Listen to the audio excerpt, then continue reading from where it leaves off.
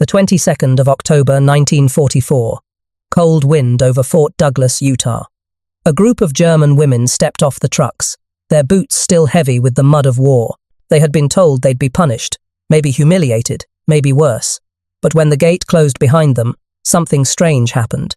No shouting, no beatings, just the smell of bread warm, real bread drifting from a kitchen. An American nurse handed one of them a blanket, smiled, and said, "You're safe here." She didn't understand. None of them did. These were their enemies. Why were they being treated like people? That moment would change everything she believed about America, about mercy, and about what winning really means. Because inside those quiet barracks, the United States was fighting a different kind of war, not with bullets, but with kindness. And what happened next would shock both sides of the Atlantic. Stay till the end to see how one German woman's story turned into one of the strangest, most powerful lessons of World War II. And don't forget to subscribe, like, and share this video to support our channel, and help us tell more forgotten stories of history that deserve to be remembered. It was the last cold week of October, somewhere near Aachen. The sky was low and white, the air filled with the smell of smoke and wet leaves. Anna Vogel, a 27-year-old German field nurse, had been awake for 2 days straight. The field hospital she worked in was collapsing around her, the tents torn by artillery, the stretchers half buried in mud. When the American shells stopped, she thought it meant death was coming, but it meant surrender. She had grown up hearing that capture was worse than dying. Nazi radio said that Americans treated prisoners like animals, that women would be humiliated or shot. So when she saw the olive green trucks roll in, her knees went weak. She hid a small pistol inside her coat pocket, not to fight, but to end herself if they came too close. The irony came fast. The American soldiers who surrounded the wounded Germans didn't shout or strike. They moved like practiced workers, calm and quiet, checking pulses, calling for stretchers. One sergeant, his name stitched on his coat. Miller took off his gloves, knelt beside her, and said in slow German, "Bleiben Sie ruhig, you're safe now." She didn't believe it. Not yet. They placed the wounded onto trucks. The engine's diesel roar mixed with the moans of the injured. The smell of gasoline and blood filled the air. Anna stared at her hands, still red from dressing wounds, and realized the war was no longer something she could control. It was happening to her now. For the first few hours, fear was stronger than pain. She waited for the strike that never came. The Americans searched her bag, found only bandages, a Bible, and a folded letter from home and gave it back to her. She was led into a barn that had been turned into a temporary holding station. Straw on the ground, tin cups of water. No shouting, no guns pointed at heads. She heard one of the prisoners whisper, "They're feeding us?" Another replied, "It's a trick." That night, a medic came by with a clipboard. He spoke gently, using simple words. He asked her name, age, and if she was injured. When she tried to sit on the wooden bench, she gasped. The bruise from a collapsing wall ran deep across her hip. The medic noticed. He said something to a guard, and moments later, someone brought a folded cushion, thin canvas stuffed with straw. She didn't know it then, but that cushion would follow her through the next 2 years. It would become the quiet symbol of everything that confused her about this new reality. Outside, trucks rumbled endlessly toward the west. The Americans were pushing deeper into Germany, capturing whole divisions. By November 1944, more than 300,000 German soldiers were prisoners in Allied hands. Many were wounded, exhausted, and hungry. Few had ever imagined being treated with care. When Anna was loaded onto a larger convoy the next day, she sat beside other nurses and young clerks who had also been captured. One of them muttered, "They'll send us to Siberia." Another said, "We'll never see home again." But instead of the harsh cold she expected, she saw American soldiers handing out metal cups of hot coffee and bread with butter. The paradox was unbearable. The enemy was feeding them. During the long train ride to the port of Le Havre, Anna kept staring at the window bars, half waiting for cruelty to begin. But the guards smoked quietly, passed food, and sometimes even joked. She heard one American tell another, "They're just kids." At night, she couldn't sleep. The ground shook with the movement of trains carrying ammunition eastward. She thought of her younger brother still fighting near Cologne and wondered if he'd survive the winter. She prayed quietly, not for victory, but for mercy. When the ship finally left France for America, the ocean stretched grey and endless. The prisoners were told that under the Geneva Convention of 1929, They would be protected, given food, medical help, and fair work. Anna didn't understand what that meant yet, but she saw order where she expected punishment. On the second morning at sea, she looked around the deck at the rows of captured Germans, young, tired, silent, and realized the war she had been told to die for had already lost its shape. The world beyond the Reich was not made of monsters. It was made of men who followed rules she had never known existed. But this was only the beginning. The ship reached America on a cold November morning in 1944. The ocean mist was thick and white, and the coastline looked unreal, quiet, clean, and far too peaceful for people who had come from hell. Anna stood at the deck rail, clutching her coat. Behind her, hundreds of German prisoners stared in silence. Some crossed themselves, others whispered prayers. They had been told many stories about America, that it was a land full of crime, wild soldiers, and cruel punishment for enemies. But as the harbour grew larger, they saw a flag waving over neat rows of warehouses and cranes. A band of Navy men played a march somewhere on shore. It didn't feel like a prison. It felt like a dream she didn't trust. When the ship docked, military police directed the prisoners down the gangway. Anna's boots touched the wooden pier, and the boards creaked under her weight. She expected to be shouted at, maybe hit. But the guards spoke calmly, using short English words. This way. Line. Up. Keep moving. They didn't yell. They didn't point guns in their faces. Inside the processing building, the smell of soap and hot coffee filled the air. That smell alone made her dizzy. It had been months since she'd been near anything clean. Each prisoner was given a numbered tag, checked for lice, and inspected by a doctor. When Anna's turn came, she froze. The doctor was a woman, something she had never seen in uniform before. The doctor smiled and said, "You're safe now, Fräulein." It was the first time an Allied officer had spoken to her with kindness. They were sent by train again, this time inland, to a prisoner of war camp in Utah. The journey took 3 days. From the small train window, Anna watched the landscape change. Green fields, then deserts, then mountains with snow on top. She wondered how far she was from Cologne, from home, from her mother's house that might already be gone. At night, the guards walked through the carriages, checking on the prisoners. One of them offered her an apple. She hesitated, but took it. The skin was red and cold against her palm. She hadn't eaten fruit in months. It felt strange to taste something so alive while she was a prisoner. When the train stopped, she saw barbed wire, guard towers, and long wooden barracks Fort Douglas, one of the many POW camps across America. By the end of the war, the United States held more than 425,000 German prisoners in over 500 camps spread across the country. The camps were built fast, with rules that followed the Geneva Convention. Each prisoner was to receive food, shelter, and pay for work done. The gates opened, and the new prisoners walked in. The first shock was the smell, not filth or blood, but wood smoke, cooked beans, and bread. Inside, the floors were clean. The bunks had blankets. Anna's group was led to a women's section, small but orderly. They were given soap, towels, and uniforms marked PW. She expected humiliation, maybe forced labor. Instead, an officer explained the daily schedule: breakfast, work duty, medical check, lights out. Everything had rules. Everything was written down. Even punishments were mild extra duty, loss of privileges, no beatings. On her first evening, Anna walked past a small garden behind the barracks. A few prisoners were tending rows of cabbage and onions. One looked up and smiled at her. She couldn't smile back yet. The habit of fear was too strong. That night, she lay awake, listening to the wind outside and the sound of boots on gravel. Every noise made her flinch. She whispered to herself, "Tomorrow, they will show their true faces." But morning came, and nothing happened. The guards brought oatmeal, milk, and fruit. She saw one German prisoner joke with an American cook. She saw another write a letter home. It didn't make sense. Days passed. No shouting, no hunger, no beatings. Instead, she saw men reading English books, attending classes, and building furniture for nearby towns. She saw order and fairness, things her own army had long forgotten. One afternoon, she received a small metal tag with her prisoner number and the word Geneva. That word began to haunt her. She asked a translator what it meant. He told her, "It means you have rights." Rights. The word felt strange on her tongue. Every small act, a blanket, a smile, a cup of coffee, worked against everything she had believed. Each kindness hurt a little. like sunlight after darkness.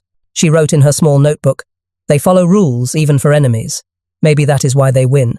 But her real lesson came next, not from a book or speech, but from the simplest thing, a cushion and a chair, because when she tried to sit, the pain returned. And what they did about that pain would change her forever. The pain started again one morning, while she was helping in the camp laundry. Anna bent down to lift a wet sheet, and her hip throbbed like fire. She bit her lip, trying not to cry. The bruise from the collapsing wall months earlier had never healed. She had walked through capture, ships, and trains, pretending it didn't exist. Now the work, the cold floor, and the long hours made it worse. A guard noticed her limp. He said, "You should go to the infirmary." The word sounded dangerous to her. In the Reich, injured workers were often sent away and never returned. But the pain was too sharp to hide. So she followed the guard to a low white building near the fence. Inside, the air smelled of soap, metal, and medicine, sharp but clean. A nurse in a blue uniform motioned for her to sit. Anna hesitated, then slowly lowered herself onto the bench. It hurt so much she gasped. The nurse, an older woman named Ellen, frowned. "You're in pain," Ellen said softly. "Let's fix that." Anna didn't understand all the English, but she saw kindness in the nurse's face. That frightened her more than the pain itself. She wasn't used to compassion from the other side of the war. The doctor arrived, a young army physician with round glasses and a steady voice. He asked her questions through a translator. How she was injured, how long it had hurt, if she could walk. When she told him about the wall that fell on her during a bombing raid, he nodded and said, "You should have been treated long ago." He ordered X-rays, which amazed her. In Germany, only officers or civilians with connections could get such treatment. Here, even prisoners did. When the image came out, the doctor pointed to a faint line on the film. "A hairline fracture," he explained. "Not serious, but painful." He handed her a small bottle of pills, penicillin. At that time, it was one of the most valuable drugs in the world, and she knew Germany barely had any. One of her own patients back in Aachen had died for lack of it, and now the enemy was giving it to her, freely. That night, she sat on her bunk staring at the bottle. The irony was so heavy it made her dizzy. She whispered to herself, "They heal us while we fight them." The next morning, Ellen brought her a cushioned, firm canvas filled with soft straw. "To help you sit," she said with a smile. The same simple kindness that had followed her since capture returned, stronger this time. When Anna sat on it, the pain eased slightly. She almost cried from relief. Days turned into weeks. Her hip began to heal. She started to walk without limping. The doctors checked on her regularly, and the nurses always smiled. It wasn't just her other prisoners received dental care, bandages, even eyeglasses. The Americans treated over 400,000 German POWs with medical support during the war. The rules demanded it. Article 14 of the Geneva Convention. She began to see how serious those rules were. Even the guards respected them. One day, she overheard two Americans arguing. One said, "They're the enemy," and the other replied, "Yeah, but we still have to treat them right. It's the law." That argument stayed in her mind longer than any speech. Her fear slowly melted into confusion, then curiosity. She began asking questions about the American Red Cross, about their hospitals and schools. The translator told her that in America, doctors didn't ask who you voted for before treating you. That small sentence broke something inside her, a belief she didn't even know she carried. Sometimes, at night, she would press her hand to the healed spot on her hip and whisper, "It hurts when I sit," but not from the wound, from the thought that they care. She began helping in the infirmary after she recovered, folding sheets, cleaning tables, passing bandages. Working beside the nurses taught her more than any propaganda ever I had. She saw black and white soldiers working together. She saw women in charge of men. She saw compassion as a form of discipline, not weakness. One day, Ellen said to her, "War ends faster when people stop hating." It was simple English, but it hit hard. By the start of spring, 1945, Anna could move freely again. Her body was healing, but her beliefs were not. Every act of kindness tore away another layer of what she'd been told. She wrote in her notebook, "The wound is almost gone, but what they are teaching me still hurts." Soon, she would learn that American mercy came with structure rules, duties, even small payments for work. That too would surprise her. But for now, she sat carefully on her cushion, under the wide Utah sky. wondering what kind of world could exist where enemies treated her better than friends. By the time summer came, Anna's hip had healed. The snow on the Utah mountains melted, and the camp looked less like a prison and more like a small, strange town surrounded by fences.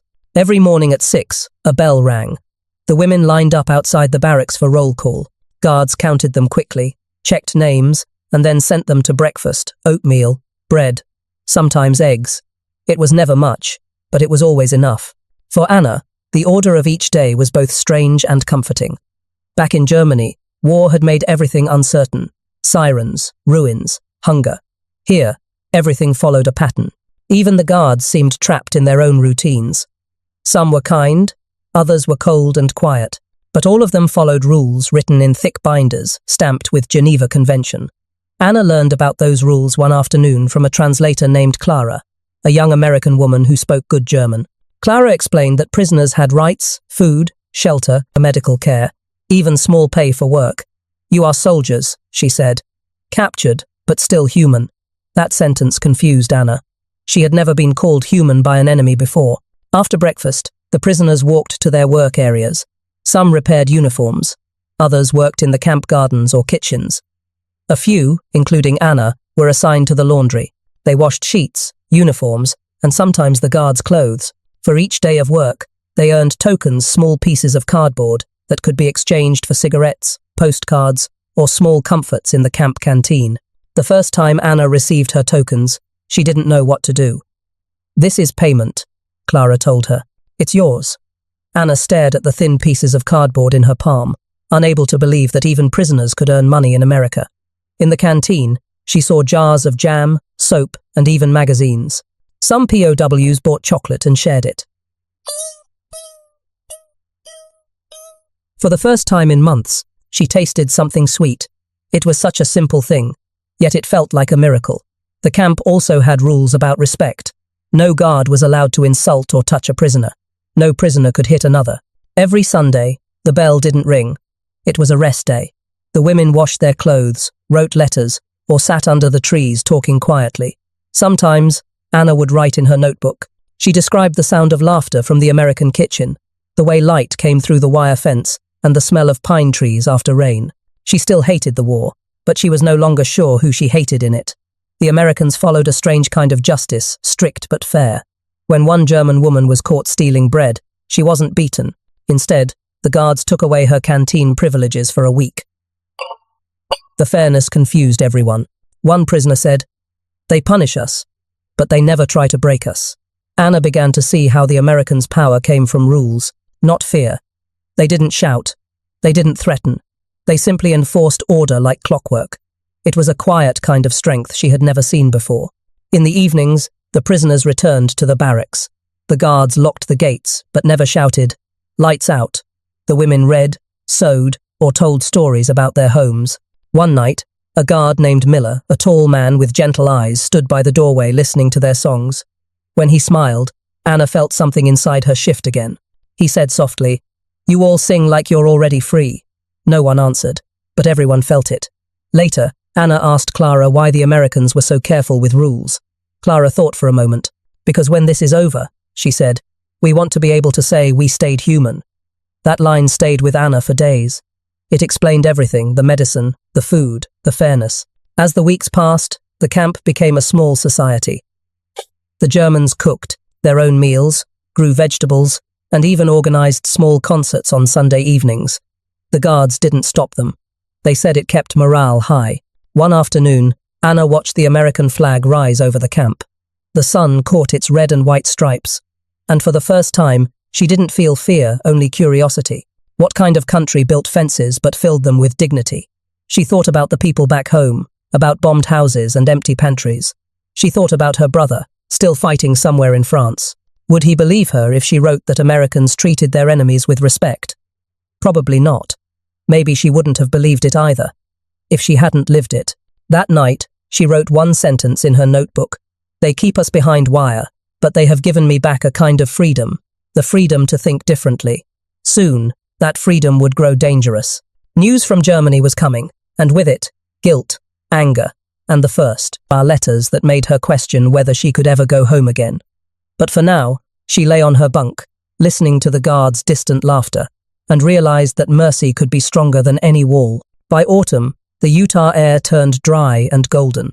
Dust swirled around the fences, and the camp seemed quieter. Most of the women had settled into routine, but inside, their thoughts were never still. They talked less about war and more about people, the guards, the nurses, the translators who somehow made this strange life feel almost normal. Anna had grown close to Clara, the young translator who had first explained the Geneva rules to her. Clara visited the barracks every few days, checking letters and helping prisoners understand notices. She always smiled, never raised her voice, and treated them not like enemies, but like women who had simply fallen into the wrong side of history. One afternoon, Clara brought a small box filled with donated books. They were old and worn English novels, some picture magazines, and even a German-language Bible. "You can borrow them," Clara said softly. "It helps the days pass faster." Anna picked up a small book of poems. Inside the cover, someone had written in pencil, "For whoever needs a quiet place inside their head." That small message hit her harder than she expected. It wasn't propaganda. It was simple kindness, the kind she had stopped believing in. Among the guards were also a few American women, mostly nurses and administrators. They were nothing like the German female officers Anna had known in the Reich. There were no cold eyes, no shouted orders. They wore simple khaki uniforms, their hair tied back, and spoke to the prisoners with calm professionalism. One of them, Sergeant Ellen Moore, was in charge of camp supplies. She had a sharp voice and quick hands, but a gentle heart. She treated everyone, guard or prisoner, the same way, fair and firm. When a German woman once refused to work, Ellen didn't yell or threaten. She simply said, "You don't have to work, but everyone here contributes something. That's how we stay human." That phrase, "how we stay human," became something of a quiet motto in the camp. Ellen also made small gestures that changed everything. She insisted that women receive sanitary items monthly, and she organized warm coats for the coming winter. None of this was required by military law, but she did it anyway. Because dignity, she said, is not a luxury. Anna noticed how the women guards talked to each other. They joked, shared cigarettes, helped carry heavy boxes. There was no rank in their laughter. To Anna, it looked like freedom, not just political, but personal. In Germany, women were told to serve, to obey. Here, women gave orders, and men listened. One day, Clara sat with Anna by the fence during a break. The air smelled like sage and dust. Anna finally asked, "Why do you help us? We are your enemies." Clara smiled gently. "You were soldiers," she said, "and soldiers do what they are told. My brother fought in Italy. If he were captured, I'd want someone to treat him this way." That answer silenced Anna. For the first time, she saw war not as good versus evil, but as people trying to survive orders they didn't choose. The camp slowly became a strange bridge between two worlds. The Americans learned German songs. The prisoners practiced English words. When a snowstorm hit that December, guards and prisoners worked together to shovel paths. One night, an American cook even invited a few women to the kitchen to help bake bread. The smell filled the camp warm, sweet, almost like home. When they ate, everyone sat together for a few minutes. No one speaking about sides or nations, just people, tired and hungry, sharing bread in silence. Anna thought of her mother's kitchen before the war, when everything smelled of flour and safety. But kindness brought confusion too. Some prisoners began to feel guilty for being treated well, while their families in Germany starved. They whispered, "Do they feed us so we forget?" Others said, "Maybe they want to show the world how good they are." Still, even those doubts couldn't erase the truth. The Americans didn't stage kindness for show. They lived it quietly, every day. Anna once overheard Sergeant Moore telling a new guard, "Don't ever humiliate them. We're not Nazis."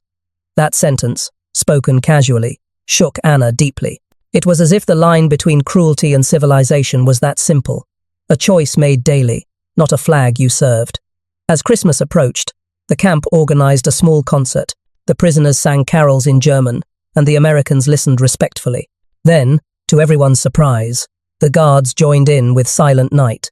For a few minutes, the entire camp sang in two languages, one melody, under a sky full of cold stars. When the song ended, no one spoke. The fences, the war, the pain, all still there but thinner somehow, as if music itself had filed the barbs down. That night, Anna wrote it in her notebook. "They say the enemy teaches you who you are. I think they are teaching me who I could be. But soon, new letters from home would arrive. Letters that carried guilt, hunger, and shame. The news from Germany would remind every woman behind that fence that mercy had its own weight. By early 1945, the war in Europe was collapsing. In the Utah camp, the snow had melted into soft mud, and the prisoners waited restlessly for mail from home. For months, many had received nothing. Then, one grey morning, the first batch of letters arrived, thin envelopes covered in stamps and censor marks. The women gathered near the mailroom like children waiting for sweets. Anna's hands shook as the clerk called her name. Inside her envelope was a single sheet of paper, written in her mother's careful handwriting. "The city is gone," it read. "Your brother is missing. Food is scarce. But we are alive." The words blurred before Anna's eyes. Gone. Missing. Scarce. She read them again and again, as if they might change. But they didn't. That night, she couldn't sleep. The barracks felt too warm, too quiet, too full of comfort she hadn't earned. The next morning, she couldn't eat her breakfast. The oatmeal, the bread, it all tasted like guilt. Around her, other women looked pale and silent, clutching their own letters. Some cried quietly, others just stared into nothing. For months, they had lived in a strange peace, warm beds, fair rules, regular meals. Now the truth from home shattered that fragile calm. Their families were hungry, freezing, living in ruins. And they, the captured, were the ones who were safe. Anna heard one woman whisper, "My children eat potato peels, and I eat eggs." Another said, "Maybe we are the lucky ones, but that feels worse." Even the guards noticed the change. Work became quieter. The canteen stayed half empty. The laughter that once filled the evenings vanished. The Americans didn't interfere, but they seemed to understand. One guard left an extra bag of apples by the barracks door with a note, "For your letters." One night Clara, the translator, found Anna sitting outside alone. The air smelled like rain and pine. "You heard from home?" Clara asked gently. Anna nodded, unable to speak. Clara sat beside her in silence for a long time, then said, "I know it's hard, but your being alive, it still matters." Anna looked at her and whispered, "Does it? My mother digs through rubble, and I sit here with a blanket and warm food." Clara didn't argue. She just said, "The war took enough from the world. Don't let it take your heart too." That night, Anna opened her notebook again. She wrote, "I am safe because I lost. My family suffers because they stayed."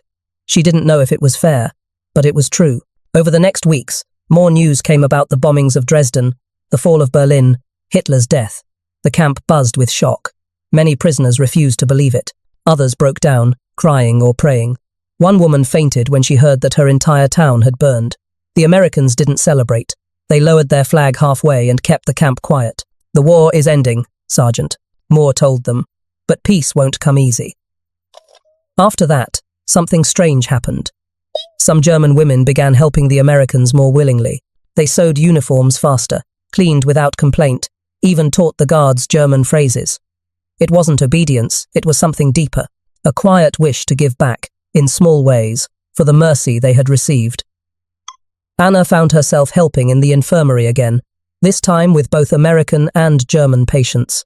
She changed bandages, carried water, and wrote letters for those who couldn't write. The smell of medicine and soap filled the air. And sometimes, when she worked beside Clara or Ellen, she forgot for a moment which side she was on. But at night, the guilt always returned.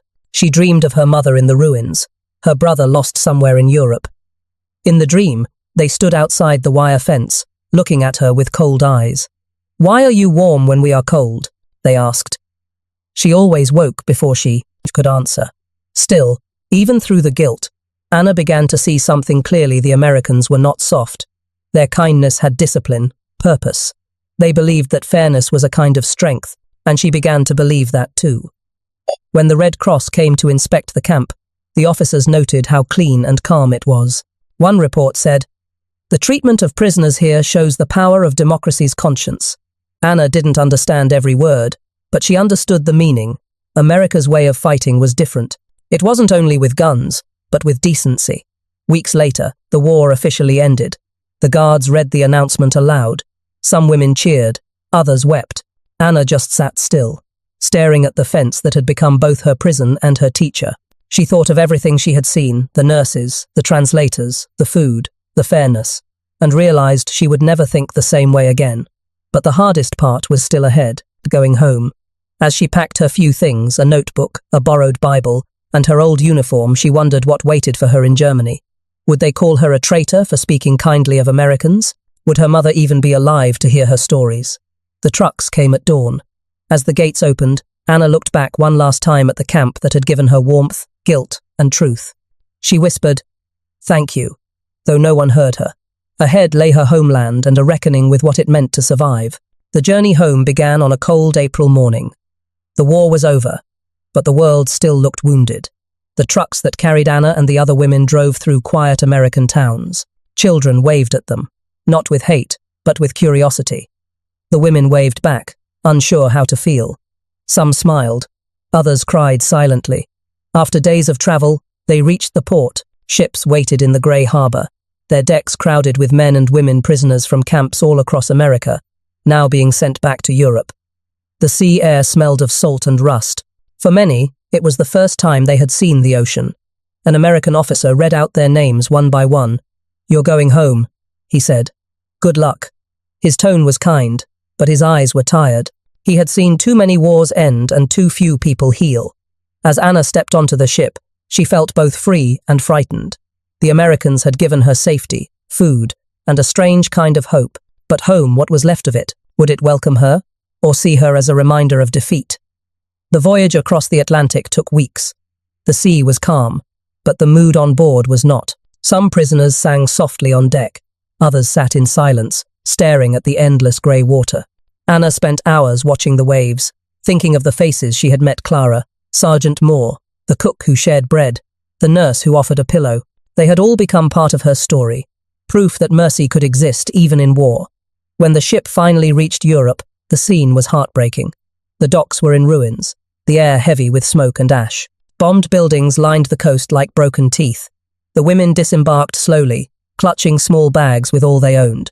At the processing center, German officers checked their papers. One man looked at Anna's American-issued documents and frowned. "You were well fed," he said coldly. "You don't look like you suffered much." The words hit her like a slap.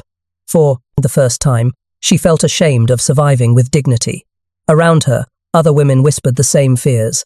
Would people understand what it was like to be treated kindly by the enemy? Would they even believe it?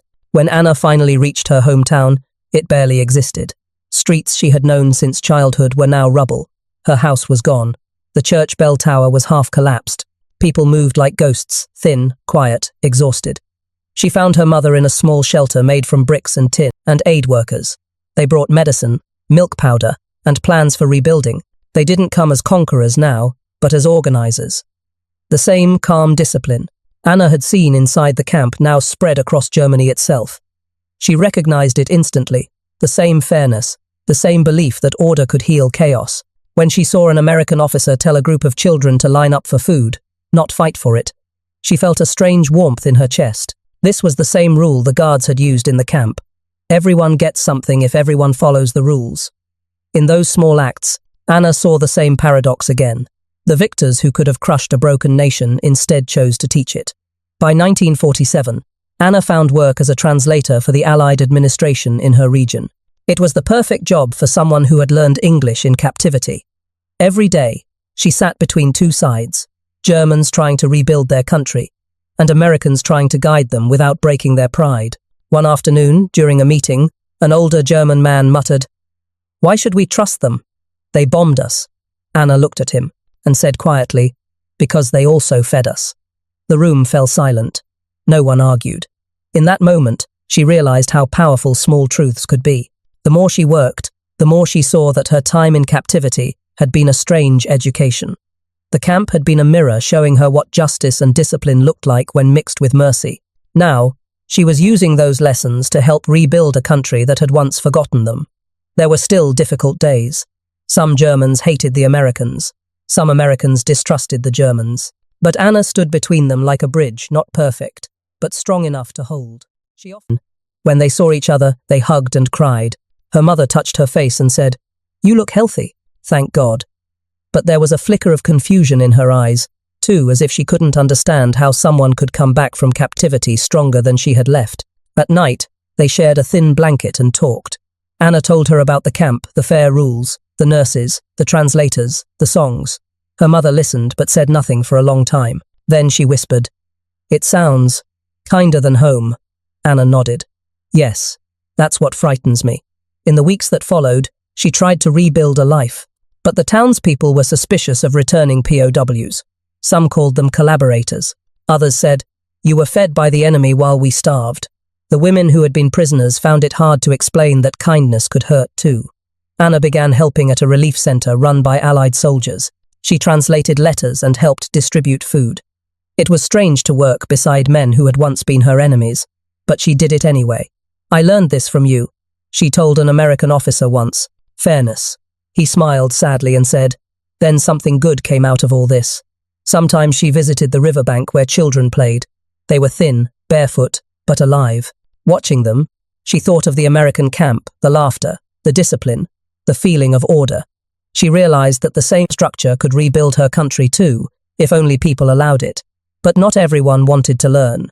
Many Germans spoke bitterly of defeat. "They humiliated us," one man said. "They made us slaves." Anna disagreed quietly, but she didn't argue. She had learned that truth doesn't always win through shouting. Sometimes, it just waits to be seen. One evening, as she helped unload food trucks, she saw an American flag painted on the crates. For a moment, she froze. The same flag that once flew above her prison now stood as a symbol of survival. She smiled faintly and whispered to herself, "Maybe freedom begins with how you treat your enemy." Months passed. Anna never forgot the women she left behind in the camp, or the faces of the Americans who changed her. She began writing her memories in the same notebook she had carried through the war, the one that now smelled faintly of sea salt and old paper. She ended one page with a simple line, "I left Germany as a believer in victory. I returned as a believer in humanity." But even as peace slowly returned, a bigger question waited. What would this new world learn from people like her? Could mercy, fairness, and order truly rebuild what hate had destroyed? The answer, she would soon learn, would go far beyond her own life into the politics, policies, and future of both nations. The war had ended, but peace was not simple. For Anna, the real battle began after she came home. Germany was divided. Some people were grateful the war was over, others angry at their defeat, and almost everyone was hungry. Streets were full of broken walls and lost hopes. At first, no one wanted to hear stories from prisoners who had lived in America. They were called the soft ones. People said, "You had food, you had beds, you didn't suffer like us." Anna tried to explain that kindness could hurt too, but they didn't understand. How could they? They had lived through bombings and starvation while she had slept on a mattress under a warm roof. So, she stayed quiet at least for a while. But as the months passed, new people came into the ruined towns. Americans in jeeps, engineers, doctors, and aid workers. They brought medicine, milk powder, and plans for rebuilding. They didn't come as conquerors now, but as organizers. The same calm discipline Anna had seen inside the camp now spread across Germany itself. She recognized it instantly, the same fairness, the same belief that order could heal chaos. When she saw an American officer tell a group of children to line up for food, not fight for it, she felt a strange warmth in her chest. This was the same rule the guards had used in the camp. Everyone gets something if everyone follows the rules. In those small acts, Anna saw the same paradox again. The victors who could have crushed a broken nation instead chose to teach it. By 19